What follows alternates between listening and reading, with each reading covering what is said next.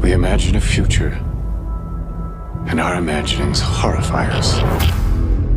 In the case of this film, I wrote the script in the first person. It's the only time I've done that. It made it clear to anyone who read the script that we're on this ride with Oppenheimer.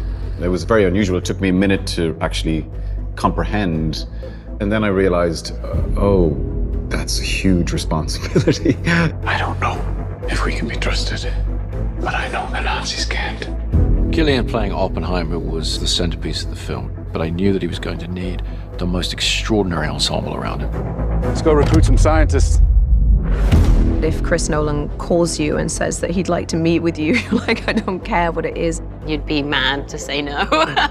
I feel like that's probably everybody's answer with this.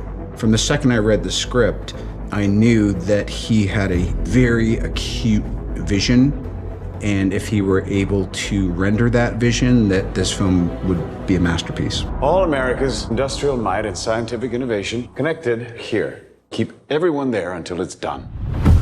It feels to me like every single character is significant because they're all historical figures of consequence. There's a chance when we push that button, we destroy the world. Chances are near zero. I tried to familiarize myself with Groves and the history, and then talk to Chris about what he needed from that part. Groves was almost like a kindergarten teacher in some respects because these scientists were so eccentric and not necessarily trustworthy. I mean, if you're looking from a military perspective. Why would we go to the middle of nowhere for who knows how long? Why? How about because this is the most important thing to ever happen in the history of the world? I was aware of who Louis Strauss was. I came to have a pretty even-handed understanding of him. He was a righteous guy. I think he was a great public servant, but he's always behind the scenes. I've always appreciated the people who are backstage. Truman needs to know what's next. What's next? With Kitty Oppenheimer, what I really was drawn to is she refused to conform to the sort of feminine ideal of the time. She had this defiance against the system that felt so modern. Jean Tatlock was blunt, knew what she wants, but at no point is she ever punished for that, and especially not by Oppenheimer. Theory will take you only so far. Oppenheimer sees things in sort of different dimensions.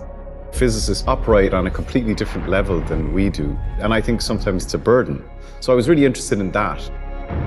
What we were looking for was a remarkably centered performance, the heart of the film, but also an ensemble piece.